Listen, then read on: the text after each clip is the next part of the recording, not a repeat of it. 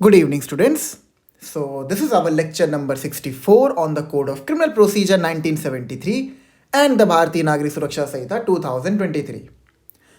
तो अपने last lecture में हमने चैप्टर 6 की डिस्कशन को कमेंस किया था. हमने समन कंप्लीट कर लिया था, ठीक है, which was basically part A. आज हम लोग पार्ट बी को कवर करेंगे, ठीक है, विच इज वारंट.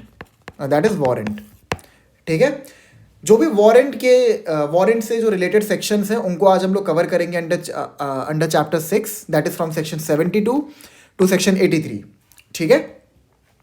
अब इससे पहले हम अपनी डिस्कशन को शुरू करें वारंट के ऊपर, पहले आपको ये समझना इंपॉर्टेंट है कि आखिर हम लोग वारंट पढ़ क्यों रहे हैं, ठीक है. अगर आपको याद हो, जब मैंने आपको सेक्शन 227 पढ़ाया था, which is basically issue of process and commencement of proceeding, ठीक है. तो सेक्शन 227 सबसेक्शन 1 क्लॉज 2 क्या कहता था? ये कहता था कि अगर एक वारंट केस है,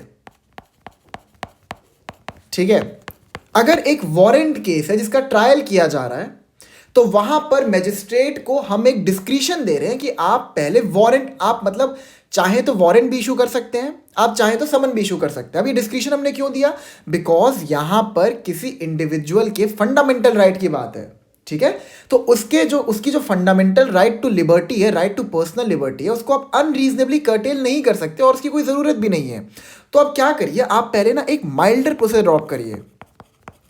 माइल्डर प्रोसेस का मतलब क्या है कि रेदर देन उस पर्सन को जबरदस्ती पकड़ के लाने के बजाय, जबरदस्ती कस्टडी में लेने के बजाय, आप उस इंसान के अगेंस्ट में एक समन इशू कर दीजिए. अब समन को कैसे इशू करते हैं, उसको सर्व कैसे करते हैं, हमने लास्ट लेक्चर में समझ लिया था, ठीक है. बट जो डायरेक्शन दिया गया है मैजिस्ट्रेट को, वो ये दिया गया है कि आप कोशिश करिए कि पहले कोई माइल्डर प्रोसेस अडॉप्ट करें, ठीक है. लेकिन हमने आपको डिस्क्रिशन दिया है, आपकी अथॉरिटी है. अगर आपको लगता है कि यहाँ पे माइल्डर प्रोसेस से काम नहीं चलेगा, तो आप वहाँ पे डायरेक्ट वारंट भी इशू कर सकते हैं. क्लियर है आपको ये चीज़? तो हमने ये पढ़ा था. अब ये वारंट मैजिस्ट्रेट कैसे इशू करेंगे, ये हमें समझना है. अब इसको समझने से पहले एक बार हम लोग समझ लेते हैं कि वारंट केस क्या होता है, किसे कहते हैं हम वारंट केस. लास्ट लेक्चर में हमने पढ़ा था कि समन्स केस हम उन केसेस को कहते हैं जहां पर जो पनिशमेंट होती है, मतलब जिस पर्टिकुलर केस का जो ट्रायल चल रहा है, ठीक है, जिस पर्टिकुलर ऑफेंस का जो ट्रायल चल रहा है, उस पर्टिकुलर ऑफेंस की अगर पनिशमेंट 2 साल या 2 साल से कम की है, तो उस पर्टिकुलर ऑफेंस के ट्रायल को हम कहेंगे समन्स ट्रायल, या फिर समन्स केस भी आप कह सकते हैं, ठीक है. तो अब अगर हमसे कोई पूछे कि फिर वारंट केस क्या होता है, तो आप वारंट केस को क्या कहेंगे कि पहले तो it is defined under section 2Z, ठीक है. एंड वारंट केस में क्या होता है, जहां पर कोई भी ऐसा ऑफेंस इन्वॉल्व होता है जिसकी punishment is more than 2 years, ठीक है, more than 2 years up to life imprisonment inclusive of death penalty. तो यहां पर ऐसा कोई भी ऑफेंस है जिसकी पनिशमेंट 2 साल से अधिक की है, लाइफ इंप्रिजनमेंट है या फिर डेथ पेनल्टी है, तो उसका जो ट्रायल होगा उसे हम कहेंगे वारंट ट्रायल, और पूरे केस को हम कहेंगे warrant case. Is it clear? ठीक है. तो अब आइए पढ़ते हैं कि वारंट का फॉर्मेट क्या होता है, उसको सर्व कैसे करते हैं, ठीक है. So part B, warrant of arrest, section 72, form of arrest and duration. Every warrant of arrest issued by a court under this Samhita shall be in writing, signed by the presiding officer of such court and shall bear the seal of the court. वही format जो हम समन में follow करते हैं, वही format आपको warrant में follow करना है. फॉर्मेट क्या है कि जो आप वारंट इशू करेंगे वो राइटिंग फॉर्मेट में होना चाहिए, ठीक है. It should be signed by the presiding officer, मतलब जो जुडिशियल ऑफिसर, जो मैजिस्ट्रेट या फिर जो भी आपके जज हैं जो उस वारंट को इशू कर रहे हैं, उनको उस वारंट के ऊपर सिग्नेचर करना पड़ेगा. अलॉन्ग विद दैट उनको जो कोर्ट का सील है वो भी लगाना पड़ेगा. क्लियर है आपको? Subsection 2, every such warrant shall remain in force until it is cancelled by the court which issued it और अंटिल इट इज एग्जीक्यूटेड.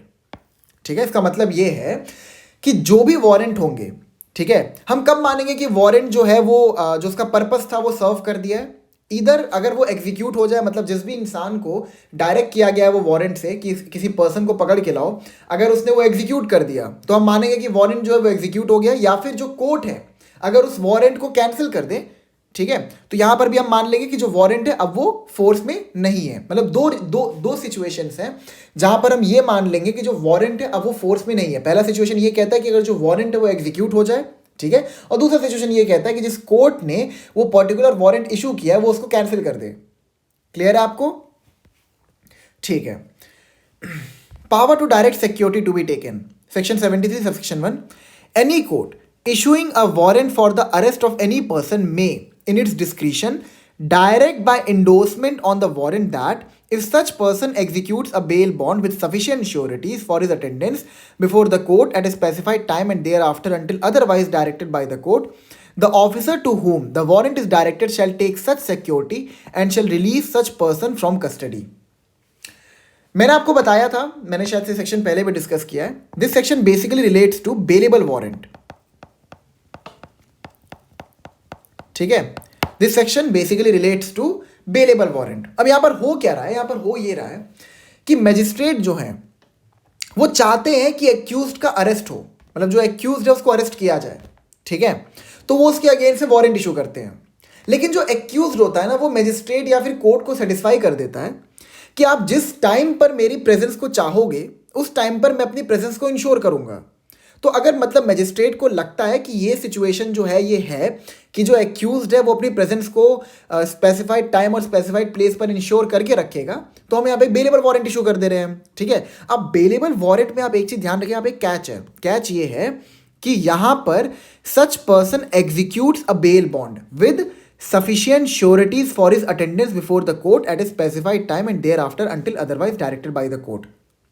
इसका मतलब ये है कि अगर एक बेलेबल वारंट इशू किया जा रहा है तो यहां पर एक्यूज्ड को पर्सनल बॉन्ड पे रिलीज नहीं किया जाएगा, ठीक है, हम उसको सिर्फ बेल बॉन्ड पे रिलीज करेंगे, मतलब कि उसको श्योरिटीज को लेके आना पड़ेगा, ठीक है। अब वो श्योरिटीज कितने होंगे, it can be one, it can be more than one, वो तो मैजिस्ट्रेट या फिर कोर्ट ही डिसाइड करेंगे जिसने वो बेलेबल वारंट इशू किया है, ठीक है। अब उस वारंट को बेलेबल बनाने के लिए कोर्ट को क्या करना पड़ेगा, वो उस वारंट के ऊपर एक इंडोर्समेंट दे देंगे कि ये जो पर्टिकुलर वारंट है अब ये एक बेलेबल वारंट बन चुका है। तो यहाँ पे कुछ कंडीशंस है कि अगर आप एक बेलेबल वारंट इशू कर रहे हो तो वो पहली बात तो जो एक्यूज्ड है वो अपने पर्सनल बॉन्ड पे उस पे नहीं छूट पाएगा, ठीक है, वहां पर उसको बेल बॉन्ड एग्जीक्यूट करना पड़ेगा, मतलब उसको कोई श्योरिटी लेके आना पड़ेगा। ओनली आफ्टर दैट वो जो बेलेबल वारंट है वो प्रॉपरली मतलब उसमें उस इंसान को बेल पर छोड़ा जाएगा। क्लियर है आपको? आगे पढ़ते हैं।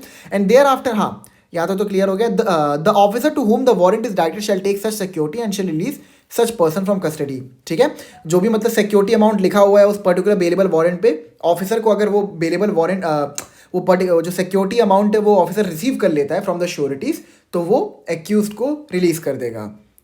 Subsection 2, the endorsement shall state the number of sureties, the amount in which they and the person for whose arrest the warrant is issued are to be respectively bound, ठीक है। अब देखिए यहाँ पे क्या बता रहा है, यहाँ पे ये बता रहा है कि जो बेलेबल वारंट होगा, पहली बात तो यहाँ पे बेल बॉन्ड पे एक्यूज छूट सकता है, पर्सनल बॉन्ड पे नहीं छूट सकता है, ठीक है। तो ऑब्वियस सी बात है यहाँ पर उस पर्टिकुलर एक्यूज्ड को श्योरिटीज लेके आने पड़ेंगे। अब वो श्योरिटीज की संख्या कितनी होगी वो कोर्ट बताएगा, ठीक है। साथ ही साथ बी ये कहते हैं the amount in which they and the person for whose arrest the warrant is issued are to be respectively bound. अब कोर्ट उस बेलेबल वारंट में ये भी स्टिपुलेट कर देगा कि जो टोटल सिक्योरिटी अमाउंट है उसमें कितना अमाउंट एक्यूज को पे करना है और कितना अमाउंट श्योरिटीज को पे करना है। C the time at which he is to attend before the court, along with that court जो है वो ये भी मेंशन करेगा कि किस टाइम पर हम तुम्हारा प्रेजेंस जो है वो चाहते हैं कोर्ट में, ठीक है, और हमें ऐसा लगता है कि तुम अपनी प्रेजेंस को इंश्योर करोगे, इसीलिए हम वारंट इशू करने के बजाय एक बेलेबल वारंट इशू कर रहे हैं। क्लियर है? तो ये सारी की सारी इंफॉर्मेशन यहाँ पे डालनी पड़ेगी बिकॉज इट इज मैंडेटरी अगर बेलेबल वारंट कोर्ट इशू करता है तो। Subsection 3. Whenever security is taken under this section, the officer to whom the warrant is directed shall forward the bond to the court. ठीक है, मतलब जो भी जिस भी बॉन्ड में श्योरिटी और एक्यूज्ड एंटर कर रहे हैं, जो बेल बॉन्ड है, वो जो ऑफिसर है, ऑब्वियस सी बात है ऑफिसर के सामने वो एंटर कर रहे हैं उसमें, तो ऑफिसर क्या करेंगे उस बॉन्ड को, यानी कि बेसिकली जो बेल बॉन्ड है उसको फॉरवर्ड कर देंगे टू द मजिस्ट्रेट जिसने वो बेलेबल वारंट इशू किया है। क्लियर है आपको? सेक्शन 74 पे आते हैं। Warrants to whom directed. Subsection 1. A warrant of arrest shall ordinarily be directed to one or more police officers. अब इससे पहले इस सेक्शन की तरफ हम लोग आगे बढ़ें, मैं कुछ लेक्चर्स को देख रहा था यूट्यूब पे ही, ठीक है, मतलब मैं काफ़ी अच्छे ऑर्गेनाइजेशंस की बात कर रहा हूँ। तो मतलब आई केम टू द कंक्लूजन कि वो हमेशा, I don't know why, but आधी अधूरी बातें बताते हैं। मैं किसी को यहाँ पे क्रिटिसाइज़ नहीं कर रहा हूँ, ठीक है, मैं बस ये बता रहा कि कोशिश करिए कि अगर आप पढ़ते हैं तो हर चीज़ को मतलब क्रिस्प और एकदम कंसाइज वे में समझिए। बहुत ज़रूरी है, ठीक है, एग्ज़ाम के पर्सपेक्टिव से ये बहुत ज़रूरी है कि आपको जितने भी टॉपिक्स हैं उनके ऊपर एक बहुत अच्छी कमांड है आपकी, ये बहुत इंपॉर्टेंट है, ठीक है। तो आधी अधूरी नॉलेज अगर आप लेके जाएंगे ना, तो it would be very difficult for you to clear this examination. तो just a suggestion, I am not criticising anyone, ठीक है, मैं बस आपको बता रहा ये चीज़ कि कोशिश करिए अगर आप कोई भी चीज़ पढ़ते हैं तो उसको एक कॉम्प्रिहेंसिव मैनर में पढ़ने की कोशिश करिए, उसको एकदम इन डेप्थ समझने की कोशिश करिए, और मतलब किसी को भी रेफर करके कोई भी चीज़ मत समझ लीजिए, ठीक है। मतलब वो आपके डिस्क्रिप्शन पे है, मैं बस आपको बता रहा ये चीज़। हाँ, तो सबसेक्शन 1 ये कहता है कि जो जनरल प्रिंसिपल है, ध्यान समझिएगा इस चीज़ को, मैं इसको रिलेट भी करूंगा। जो जनरल प्रिंसिपल है वो ये कहता है कि अगर एक वारंट को इशू किया जा रहा है, ठीक है, तो वो वारंट डायरेक्ट किसको किया जाएगा? सबसे पहले पुलिस ऑफिसर को। अब जरूरी नहीं है कि वारंट सिर्फ किसी एक ही पुलिस ऑफिसर को डायरेक्ट किया जाए, वारंट एक से अधिक पुलिस ऑफिसर को भी डायरेक्ट किया जा सकता है, ठीक है। It is the general rule, ध्यान रखिएगा, it is the general rule, ठीक है। जनरल रूल का मतलब क्या है? देखिए यहाँ पे शैल भी यूज हुआ है, इसका मतलब ये है कि जो आपको पहला प्रोसीजर अडॉप्ट करना है, वारंट अगर किसी को डायरेक्ट करना है तो पहला प्रोसीजर आप ये अडॉप्ट करेंगे कि जो भी पुलिस ऑफिसर अवेलेबल हो, ठीक है, it can be one police officer, it can be more than one police officer, आप उसको ही डायरेक्ट करेंगे वारंट कि वो उसको एग्जीक्यूट करे। बट अब आगे पढ़ते हैं, बट एक्सेप्शन आ जाएगा यहां से, the court issuing a warrant में, अब यहां पे डिस्क्रिप्शन दे दिया है, if its immediate execution is necessary and no police officer is immediately available, direct it to any other person और पर्सन्स एंड सच पर्सन और persons shall execute the same.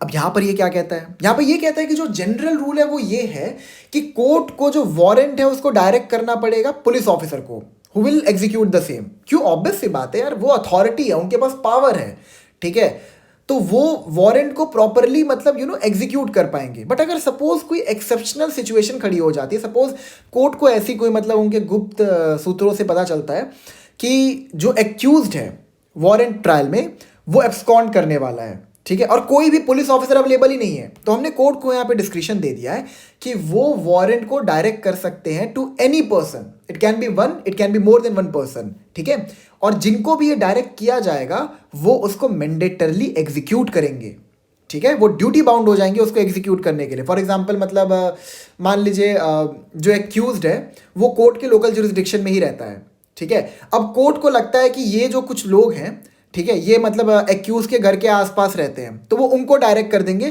कि एक्यूज को पकड़ के लेके आओ, ठीक है, क्योंकि वो एब्सकॉन्ड कर सकता है, मुझे ऐसा पता चला है। क्लियर आपको? Subsection 2, when a warrant is directed to more officers or persons than one, it may be executed by all or by any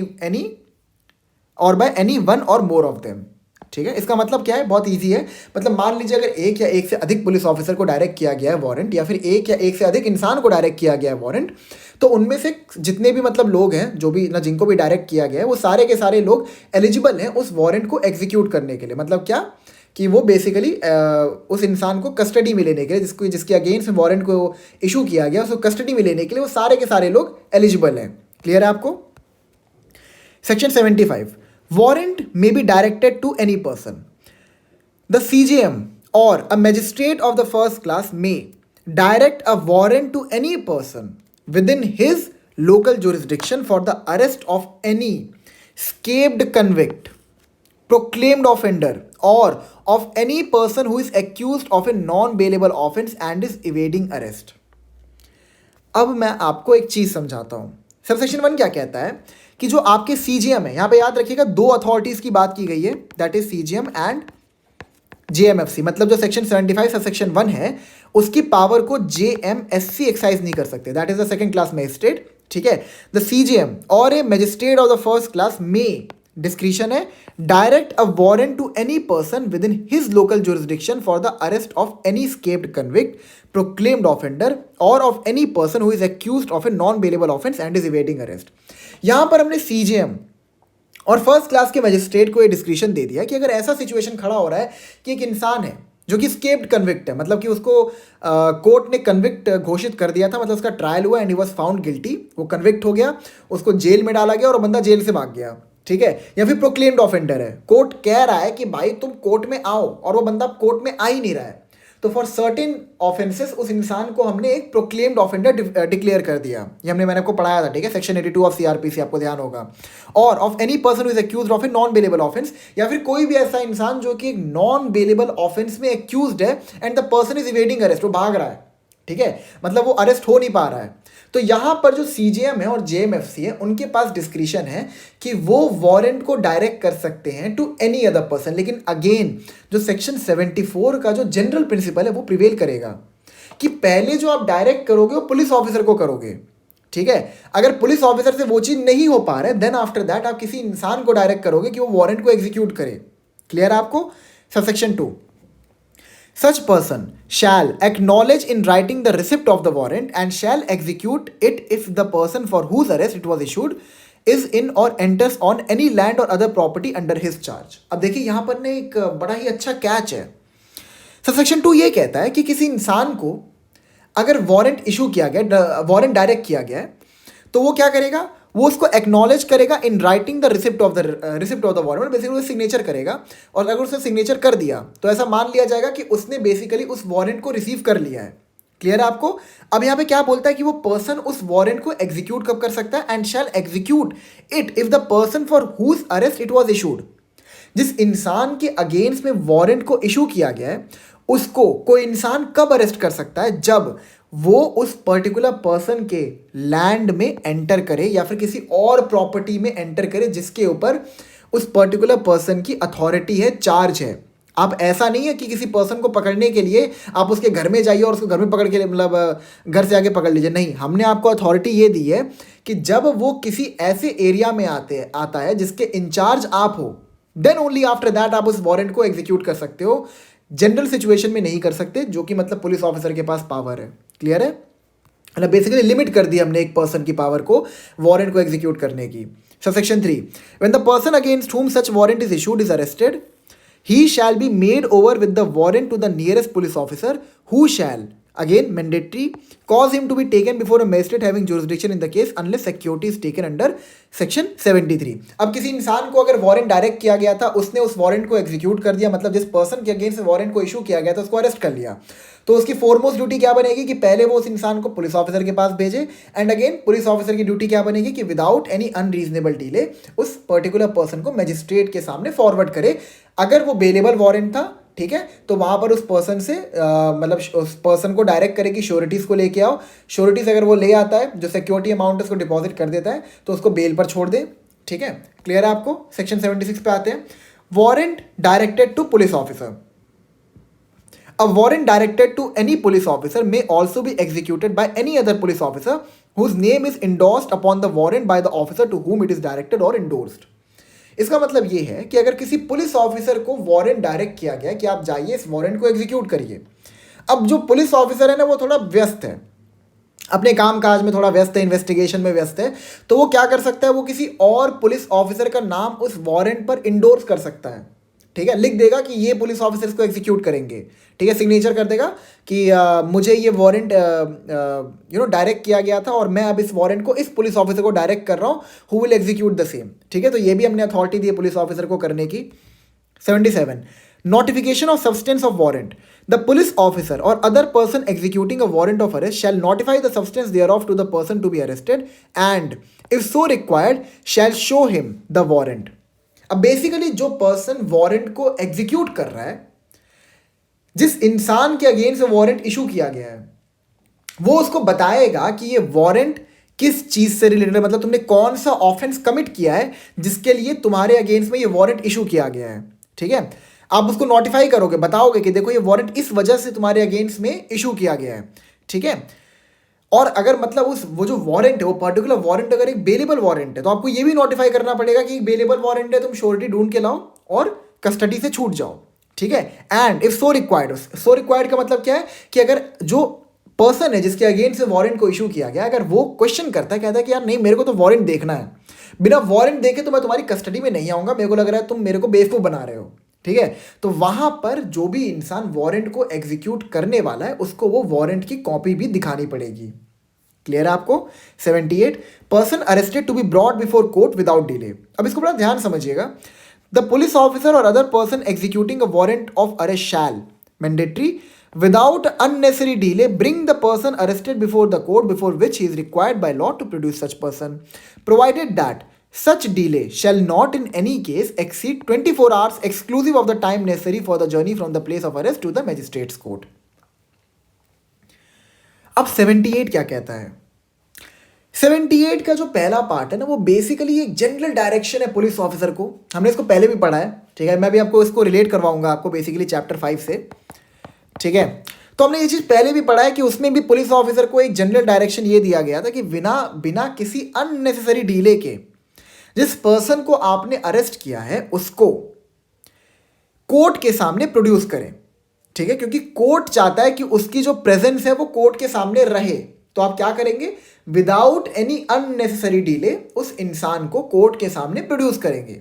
अब इसका प्रोवाइसो ये कहता है कि विद इन 24 आवर्स आपको करना है। आपको याद है ना आर्टिकल 22 क्लॉज 2 क्या कहता है? It gives a fundamental right to the arrestee कि within 24 hours of the arrest उसको नियरेस्ट मजिस्ट्रेट के सामने प्रोड्यूस किया जाना चाहिए ताकि जो उसकी कस्टडी है वो लीगल है कि इलीगल है ये डिक्लेयर किया जा सके। क्लियर है आपको? ठीक है। तो यहां पर ये क्या कह रहा है? वही सेम बात कह रहा है जो हमने की सेक्शन 58 में पढ़ी थी। आगे सेक्शन 57 और सीआरपीसी है एंड बीएनएसएस में आपको सेक्शन 58 में मिल जाएगा, ठीक है। याद है ना आपको सेक्शन 58 क्या बोलता है? सेक्शन 58 कि अगर 24 घंटे में इन्वेस्टिगेशन कंक्लूड नहीं होती है तो आपको क्या करना पड़ेगा? सेक्शन 187 के अंदर जो एक्यूज्ड है उसको प्रोड्यूस करना पड़ेगा बिफोर द मैजिस्ट्रेट, ठीक है। इसमें दोबारा डेल्व नहीं करेंगे। मैंने ये सवाल उठाया क्यों, मैं आपको समझाता हूं। सेक्शन 58 में भी डायरेक्शन दिया हुआ है कि 24 घंटे के अंदर प्रोड्यूस करो, तो वो तो जनरल डायरेक्शन हो गया ना कि अरेस्ट करने के 24 घंटे बाद आपको उस इंसान को मजिस्ट्रेट के सामने प्रोड्यूस करना है। तो यहां पे दोबारा ये बात लिखने की आवश्यकता थी? सोचिए, ये बात दोबारा लिखने की क्या आवश्यकता थी? आप बेरक को इतना बड़ा क्यों कर रहे हैं? बच्चों को इतना क्यों पढ़ना पड़ रहा है?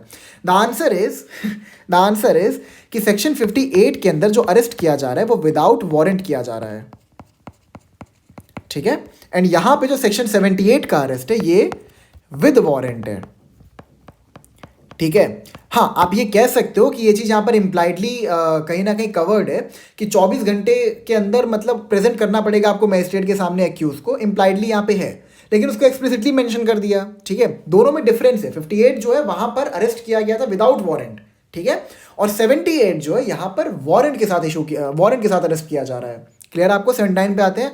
अ warrant of arrest may be executed at any place in India, ठीक है। जनरल रूल है कि जो वारंट है उसको देश के किसी भी कोने में एग्जीक्यूट किया जा सकता है।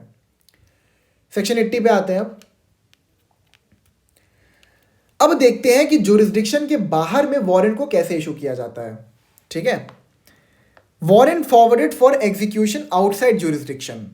When a warrant is to be executed outside the local jurisdiction of the court issuing it, such court may, instead of directing the warrant to a police officer within its jurisdiction, forward it by post or otherwise to any executive magistrate or district superintendent of police or commissioner of police within the local limits of whose jurisdiction it is to be executed, ठीक है। यहाँ पर basically ये कह रहा है कि general rule ये है कि जो मैजिस्ट्रेट है अगर वो किसी इंसान के अगेंस्ट में वारंट इशू करते हैं तो वो इंसान उनके जुरिस्डिक्शन में होना चाहिए। अब सपोज केस ऐसा आ गया मैजिस्ट्रेट के सामने कि जिस इंसान को अरेस्ट करना है वो इंसान मैजिस्ट्रेट के जुरिस्डिक्शन के बाहर रहता है, तो वो क्या करेंगे? वो वारंट की कॉपी को, मतलब वारंट जो है उसको पोस्ट के थ्रू या फिर किसी और माध्यम से जो उस पर्टिकुलर जुरिस्डिक्शन के एग्जीक्यूटिव मैजिस्ट्रेट होंगे या फिर जो आपके डीएसपी होंगे या फिर जो पुलिस कमिश्नर होंगे, ठीक है, उनको फॉरवर्ड कर देंगे। अब आगे क्या कहता है? एंड द एग्जीक्यूटिव मैजिस्ट्रेट और डीएसपी और commissioner shall endorse his name thereon. अब जिसने भी वो रिसीव किया है, जिसको भी मतलब मैजिस्ट्रेट ने फॉरवर्ड किया है, अब मैजिस्ट्रेट के पास डिस्क्रिशन ये है कि वो अपने आउटसाइड लोकल जुरिस्डिक्शन में किसी एग्जीक्यूटिव मैजिस्ट्रेट को भेज सकते हैं, डीएसपी को भेज सकते हैं या फिर कमिश्नर ऑफ पुलिस को भेज सकते हैं। अब उन्होंने जिसको भी भेजा है उसकी फोरमोस्ट ड्यूटी क्या बनेगी कि वो उस पर्टिकुलर वारंट पे अपने नाम को इंडोर्स करे, मतलब सिग्नेचर दे, ठीक है, and if practicable cause it to be executed in the manner hereinbefore provided. अब देखिए ये मतलब करने की आवश्यकता क्यों है। बेसिकली उन जिन अथॉरिटीज को वो जो वारंट है जो डायरेक्ट किया जा रहा है इधर बाय पोस्ट और अदरवाइज, उनके पास भी एक डिस्क्रिशन है। ठीक है, ऐसा नहीं है कि वो वारंट को मैंडेटरली एग्जीक्यूट कर देंगे। ठीक है, उनके पास भी डिस्क्रिशन है कि वो मतलब इसके रिगार्डिंग कुछ जांच पड़ताल कर सकते हैं कि वारंट को इमीडिएटली एग्जीक्यूट करना है कि नहीं करना है। क्लियर है आपको? ठीक है, अब अगर उनको एग्जीक्यूट करना है तो वो क्या करेंगे, जो प्रोसीजर आपका दिया हुआ है चैप्टर 6 पार्ट बी के अंदर, उसी प्रोसीजर को वो भी फॉलो करेंगे। क्लियर है आपको? तो हमने क्या समझा कि आउटसाइड लोकल जुरिस्डिक्शन में किस अथॉरिटी को वारंट डायरेक्ट किया जाएगा। That is first executive magistrate, यानी कि आपके जो डिस्ट्रिक्ट मजिस्ट्रेट और सब डिविजनल मजिस्ट्रेट होते हैं उनकी बात हो रही है। अगर वो नहीं है तो डीएसपी को कर दो, डीएसपी नहीं है तो कमिश्नर ऑफ पुलिस को कर दो। जिसको भी किया जाएगा उसकी फॉरमोस्ट ड्यूटी ये बनेगी, जिसने भी रिसीव किया, कि वो अपने नाम को उस पर इंडोर्स करे और अगर प्रैक्टिकेबल है तो उसको एग्जीक्यूट भी करे।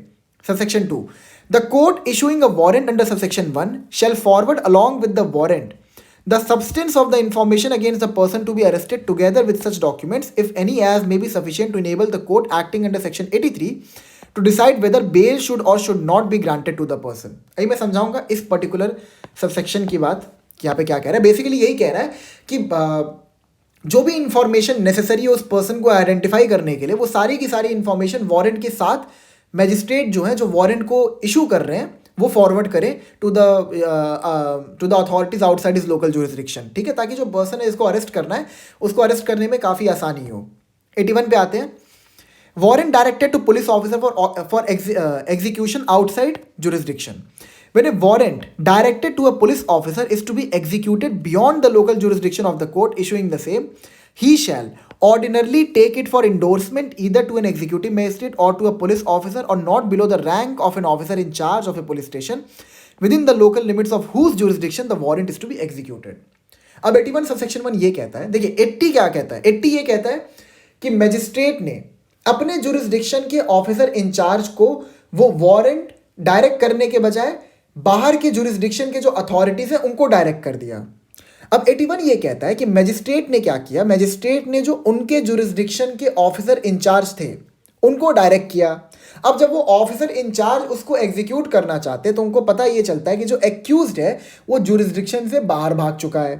ठीक है, अब वो जिस जुरिस्डिक्शन में है वहां पर वो पुलिस ऑफिसर जाएंगे, वहां पे जाके वो क्या करेंगे, वही सेम अथॉरिटीज जो आपके सेक्शन 80 सब सेक्शन 1 में लिखे थे उनसे इंडोर्समेंट लेंगे, यानी एक तरीके का परमिशन लेंगे। ठीक है, अब यहां पर उसके साथ में officer in charge of that local jurisdiction is also added. ये ध्यान रखिएगा।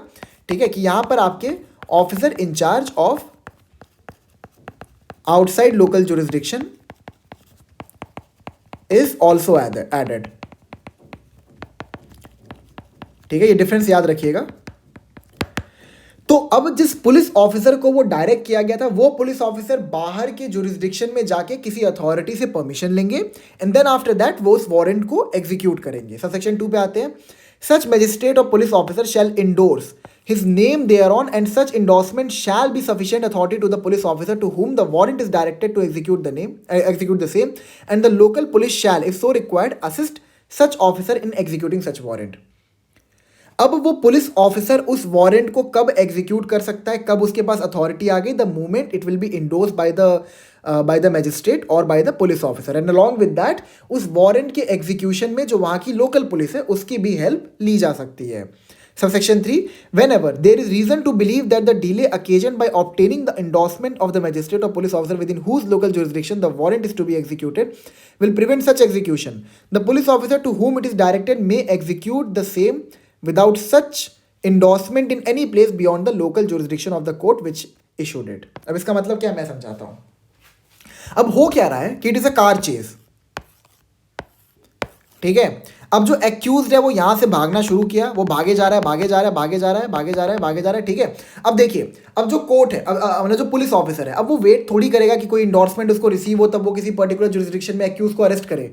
अब जहां पर भी पुलिस की गाड़ी उसकी गाड़ी को ओवरटेक कर लेगी वहीं पर उसको अरेस्ट कर लेगी। ऑब्वियसली बात है ना, यहाँ पर एक रीजनेबल सिचुएशन ऐसा अराइज हो गया है कि अथॉरिटी की परमिशन लेना is not reasonably possible accused को अरेस्ट करने से पहले।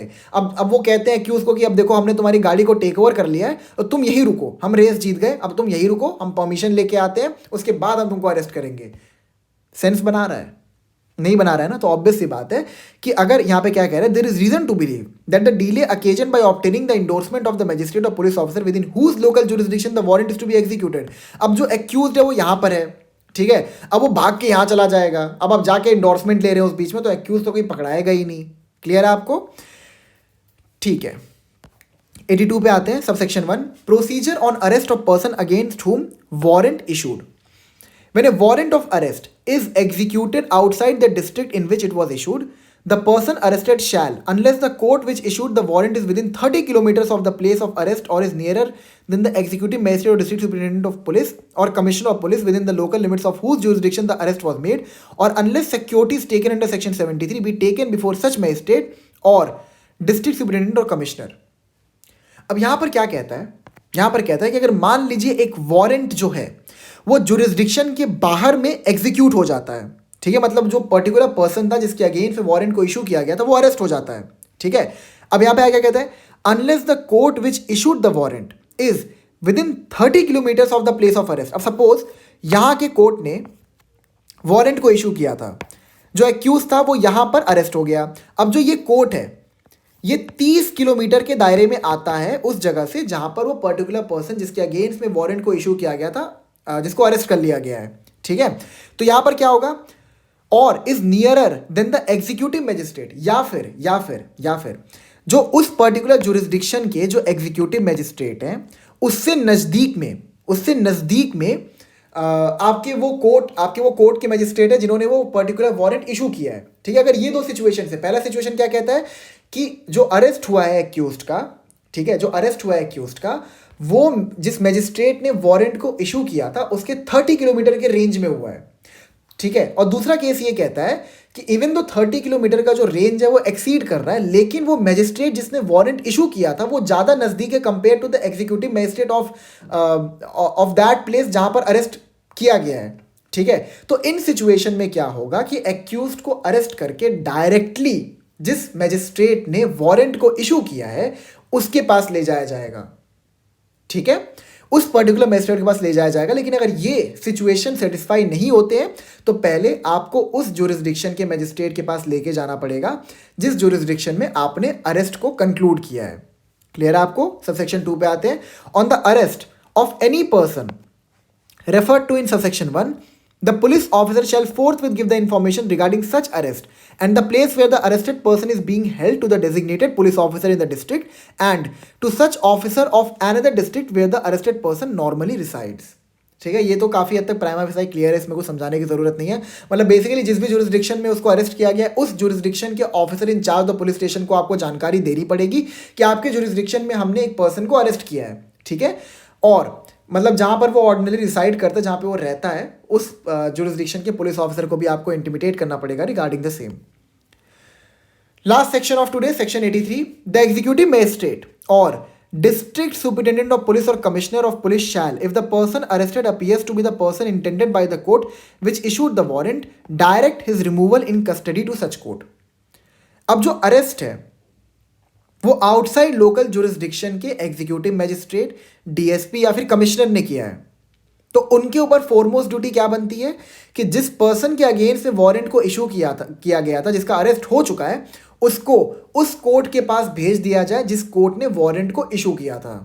ठीक है, प्रोवाइजो पे आते हैं। Exception, provide that if the offence is bailable, मतलब बेलेबल वारंट है, ठीक है, फिर ऑफेंस भी बेलेबल है, and such person is ready and willing to give bail bond to the satisfaction of such magistrate, district superintendent or commissioner, or a direction has been endorsed under section 73 on the warrant and such person is ready and willing to give the security required by such direction, the magistrate, district superintendent or commissioner shall take such bail bond or security as the case may be and forward the bond to the court which issued the warrant। अब ये मैंने आपको बताया था जब मैं आपको bell का चैप्टर पढ़ा रहा था कि सेक्शन 83 एक एक्सेप्शन का काम करता है टू द प्रिंसिपल कि बेल ग्रांट करने की पावर सिर्फ जुरिस्डिक्शनल मैजिस्ट्रेट के पास होती है। ठीक है, प्रोवाइजो इसका क्या कहता है? प्रोवाइजो ये कहता है, मैं लिख देता हूं, the general principle is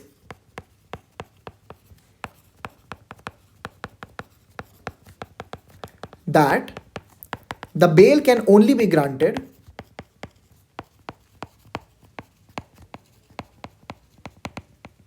by the jurisdictional magistrate. ठीक है, this is a general principle. अगर आपको इसको रेफर करना है तो you will refer to section 187 subsection 2 of BNSS। ठीक है, आप यहाँ पे इसको रेफर कर सकते हैं जनरल प्रिंसिपल को, वहाँ पे आपको मिलेगा। छोड़िए, उसमें दोबारा डेल्व नहीं करते हैं, मैंने बहुत बार आपको समझाया है। ठीक है, अगर आपको समझना है, अगर आप फर्स्ट टाइम व्यूअर हो तो आप प्लीज़ मेरी सेक्शन 187 की जो डिस्कशन थी उसको रेफर कर लीजिएगा, आपको समझ में आ जाएगा कि बेल जो है वो जुरिस्डिक्शनल मैजिस्ट्रेट ही क्यों ग्रांट कर सकते हैं। ठीक है, हाँ, सेक्शन 83 प्रोवाइजो क्या कहता है कि जो ऑफेंस था जिसके लिए उस पर्टिकुलर एक्यूज को अरेस्ट किया गया इन पर्सुएंस ऑफ द वारंट, अगर वो बेलेबल है तो वहां पर जिस भी अथॉरिटी ने आउटसाइड लोकल जुरिस्डिक्शन में उसको अरेस्ट किया है उसको मतलब बेल लेके छोड़ दें। ठीक है, या फिर अगर सेक्शन 73 के अंदर डायरेक्शन था कि ये जो वारंट है ये बेलेबल वारंट है, तो वहां पर अगर वो अपने श्योरिटीज को फर्निश कर देता है, ठीक है, और सिक्योरिटी अमाउंट को डिपॉजिट कर देता है, तब भी आप उसको रिलीज कर दीजिए। Again it is an exception to the general rule कि जुरिस्डिक्शनल मैजिस्ट्रेट के पास ही बेल ग्रांट करने की अथॉरिटी है। Second proviso provided further that if the offence is a non bailable one, अगर जो ऑफेंस है वो नॉन बेलेबल ऑफेंस है तो यहां पर क्या होगा, it shall be lawful for the CJM or the session judge of the district in which the arrest is made on consideration of the information and the documents referred to in subsection 2 of section 80 to release such person on bail। अब यहाँ पे ये भी हमने कह दिया है कि आउटसाइड लोकल जुरिस्डिक्शन में जो आपके सेशंस जज हैं और जो आपके हाई कोर्ट हैं, एक सेकेंड गिव मी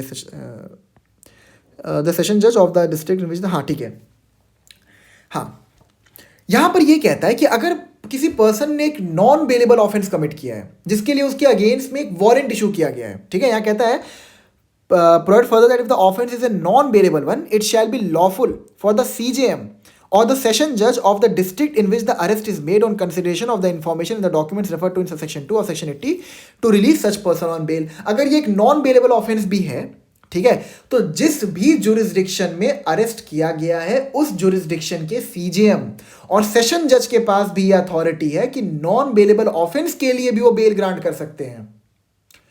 ठीक है, आप देख सकते हैं ना कि सेक्शन 83 एक कितना बड़ा एक्सेप्शन का काम कर रहा है टू द जनरल प्रिंसिपल की जुरिस्डिक्शनल मैजिस्ट्रेट ही खाली बेल ग्रांट कर सकते हैं। क्लियर है आपको? सब सेक्शन 2 मतलब जो आपका ये पर्टिकुलर प्रोवाइजो है it is actually going against the principle of section 87 sub section 2। ठीक है, काफ़ी हद तक, बट छोड़िए, मतलब यहाँ पर रहता है प्रोसीजर ये होना चाहिए था कि उसको फॉरवर्ड कर देते टू द मैजिस्ट्रेट जिसने वारंट जो है वो इशू किया है। ठीक है, क्योंकि उसको फैक्ट्स एंड सर्कमस्टांसेस प्रॉपरली पता है जिसके बेसिस पर वो अरेस्ट का वारंट इशू किया गया था। Leave it, I am not one of the member of the legislature. Nothing in this section shall be deemed to prevent a police officer from taking security under section 73। ठीक है, तो section 73 के virtue से police officer को कोई नहीं रोक रहा है उस पर्टिकुलर पर्सन से जिसको अरेस्ट किया गया outside local jurisdiction security amount receive करने से। क्लियर है आपको? So we are done with warrant. ठीक है, अब इसमें और कुछ नहीं है इस पर्टिकुलर चैप्टर में आपको समझाने के लिए। प्रोक्लेमेशन वगैरह मैंने आपको समझा दिया था, बट जो रिमेनिंग सेक्शंस हैं मैं उनको बाद में आपको पढ़ा दूंगा। नेक्स्ट लेक्चर में हम लोग चार्ज की डिस्कशन को कमेंट्स करेंगे। ठीक है, मैं आपको सब कुछ समझाऊंगा, इसमें मैं आपको ये भी सिखाऊंगा कि चार्ज फ्रेमिंग कैसे करते हैं, कौन से फॉर्म को हमको रेफर करना पड़ता है चार्ज फ्रेमिंग के हिसाब से, मैं आपको सब कुछ समझाऊंगा। ठीक है, so thank you so much, I will meet you in the next lecture. And again please मैं डिस्क्रिप्शन में टेलीग्राम ग्रुप का लिंक दे रहा हूँ, ठीक है, इसको ज्वाइन कर लीजिए। यहाँ पर मैं अभी जल्दी हिंदू लॉ के लेक्चर सीरीज़ को चालू करूँगा, तो फ्री ऑफ चार्ज आपको हिंदू लॉ के नोट्स प्रोवाइड करूँगा। ठीक है, so please join this telegram group. Thank you so much. I'll meet you in the next lecture.